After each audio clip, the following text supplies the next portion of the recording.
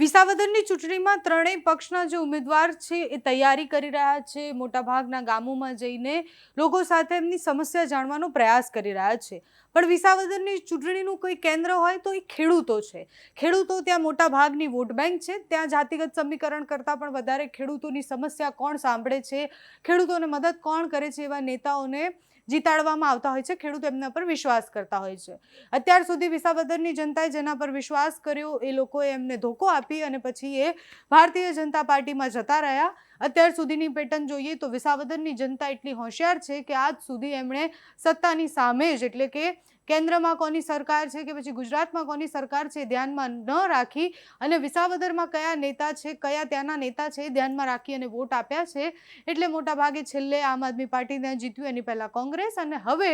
પ્રશ્ન એ થાય છે કે આ વખતે કોને મોકો આપવામાં આવશે। અત્યારે ગામડે ગામડે ફરી અને બધા જ ઉમેદવારો જે છે એ પ્રયાસ કરી રહ્યા છે કે ખેડૂતોની સમસ્યા છે એ જાણવાનો પ્રયાસ કરે। ખેડૂતોની મુખ્ય સમસ્યા શું છે તો વિસાવદરમાં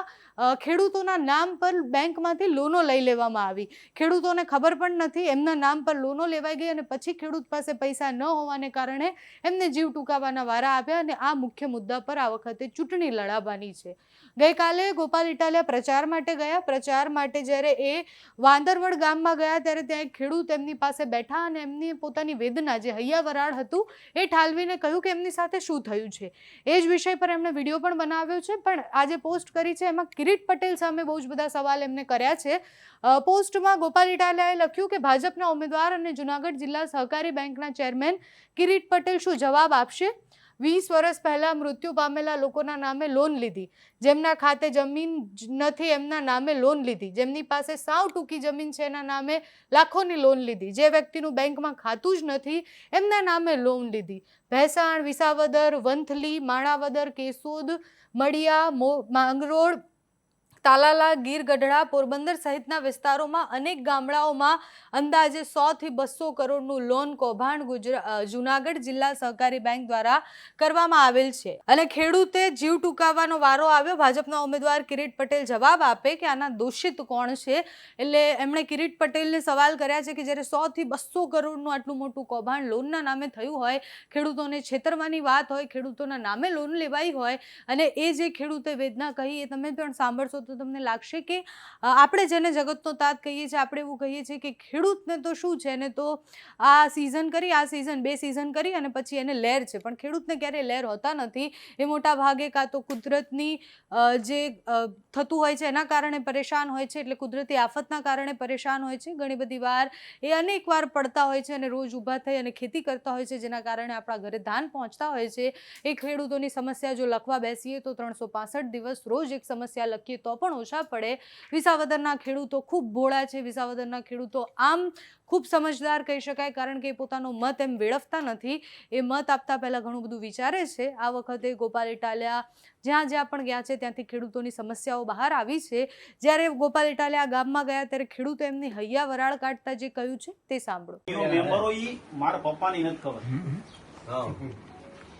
ખાતા નથી એવા 10 થી 15 જણા છે અને ઓફ થઈ ગયા 15 વર્ષથી એવાના નામે ઉપાડે છે, એટલે ખોટું તો છે। એટલે અમને મારા કાકા બે ને પીએસઆઈ રોકી લીધા કે તમે ભાઈ ઉભા રહ્યો મનસુખભાઈ। મેં કાં ભાઈ આ મીટિંગ છે, પછી મેં રાતે સરપંચને કીધું, મેં સરપંચ લીમડે આવે નહીં ભાઈ, ગમે આવે લીમડા લગન આવે નહીં મારો ભાઈ, તાર જે વ્યવસ્થા કરી લેજે ટાણ લગનમાં, લીમડે આવવા રહેતો નહીં એને,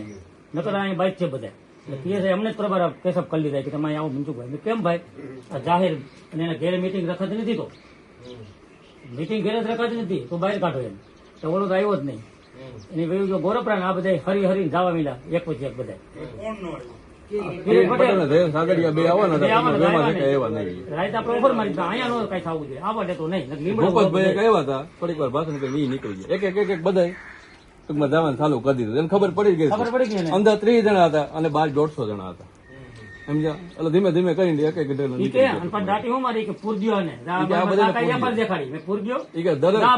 વિનુભાઈ અમારે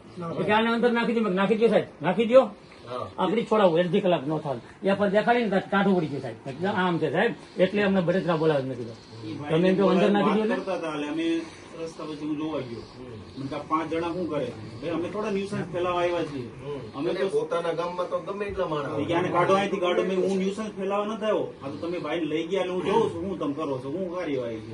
એટલે અમને સમજાવતા હતા કે આમ ન કરાય આમ મેં થવું કીધું તમે પ્રચાર માટે આવ્યો તમે સિક્યુરિટી એની કરો અમારી શું કામ કરો મને તો ઊંચા અવાજે બોલતા જ નહીં સાહેબ તમે બોલો ધ્યાન રાખજો થોડું ઊંચા અવાજે કેમ ન બોલું ભાઈ અમારા રૂપિયા લીધે એક તો અમારી પર આવી આફત આવી છે ને અમે ઊંચા અવાજે કેમ ન બોલી ભાઈ મારો કેસ દાખલ હાઈકોર્ટમાં જ સાહેબ અને આની એફર દેખાડી હવે શું કરવાનું થાય આપણે તો આને સમજાવું અહીંયા અવાય નહીં સમજી અને આ મીટિંગ રખાય નહીં ચેરમેન છે તો રજૂઆત તો સાંભળવી પડે ને તો ભૂપતભાઈ ની મને કે થઈ જા મનસુખ મેં 1.5 વર્ષ તું અહીંયા આવ્યો લોલીપોપ પકડવાનો ધંધો કઈ કરો ને હાલતા થાવ સીધી રીતે એ કે 1.5 વર્ષ તો અહીંયા આવવું જોઈએ ને તો બી પણ નકર એ અમારા કાકાઓ થઈ ગયા એનો ખાસ મિત્ર છે ભૂપતભાઈ તો એને આવવું જોઈએ ને અહીં ભાઈ અને અમે આખું ગામ ત્યાં હતું અમે 4 જ જણા ખાલી હતા અમે જયારે અહીંયા લખાવ જતા કાગળિયા કરવા 4 જણા અમે બેરકોથી આવ્યો શું બોલું તકલીફ પડીને ઉભો આવ વાહ ભાઈ મેં કીધું હવે કાંઈ કામ નહીં નીકળો બધા તકલીફ તો આપણે જે થવાનું છે થવાનું છે થઈ ગયું અમારે હવે તમારે કેસ હાઈકોર્ટમાં હાલે છે અત્યારે અમદાવાદ એટલે એવું છે તમારે એટલે દબાવની હજી કરે જ છે આવડા લોકો તમને શું કીધું પોલીસ વાળા સાહેબ હતા કે કોન્સ્ટેબલ પીએસઆઈ વાળા હતા વાળા રહે બધા વાળા શું કહ્યું ધમકાવતો નહીં એમ નહીં એ તો પ્રેમથી વાત કરી ધમકાવવાની કઈ વસ્તુ એટલે એને એમ કે આ ત્યાં જહાજ બાઈક છે મને બેન પકડી લીધા પેલા નથી કે તમે સમજો અને તમારી જે રજૂઆત હોય કે તમે મને કયો હું અહીંયા પુગાડી દઈ બરોબર છે છેલ્લે જાવાટાણે એવું કીધું કે તમે મને જ ખુદને કીધું હતું એ કે સાહેબ તમે વાત કરી સાહેબ આવે છે એ આમ વહી ગયા ઓલા આમ વહી ગયા સાહેબ કોઈ એવું નહીં એક એક કરીને બધા નીકળી ગયા ટૂંકમાં એમ તમારે બધું પૂરું થઈ ગયું સાહેબ ભાઈ કોઈ એવું નહીં ટૂંકમાં એટલે ટૂંકમાં એને એવું હતું ટૂંકમાં આ લોકોને ન્યા રોકી રાખ્યા ટૂંકમાં સમજ્યા કે અંદર જવાનો છે વિરોધ ન કરે મેં કીધું અમને વિરોધ નહીં કરે અમારે શાંતિથી ખાલી રજૂઆત કરવાની છે અમારે પૂછવાની ફરજ છે કીધું બરોબર છે અમારા આ કેસનું થયું હોય એ બાબત પણ નામે વગર ખાતું નથી એના નામે નોટિસ દઈ દીધી બેંકમાં છતાં મારે નોટિસ મારા ભાઈનું ચાલુ મારું ખાતું નથી તો મને ખાતું જ નથી નહીં કોઈ વસ્તુ એમાં તો 10-15 જણા છે સાહેબ અને મહાનમાં હું ત્યાં 15 વર્ષ એના નામ આવડતું એના નામ લઈ લીધા લ્યો નહીં પૂરું થયું કે નામ આવડે અમારી પાસે છતાં દેખાડો ને દેવું છે નામ આવડે ક્યાં આપણે આગળ ખબર અમારે પાસે બધી કોઈ બોલો હોય છે અમારે રાખવું જ પડે કેસ આવે એટલે આવડા લોકો ગુંડાગીરી પૂરેપૂરી કરે છે અને કરવાના છે હવે એટલે એને સામું થવાનું છે આપણે ટૂંકમાં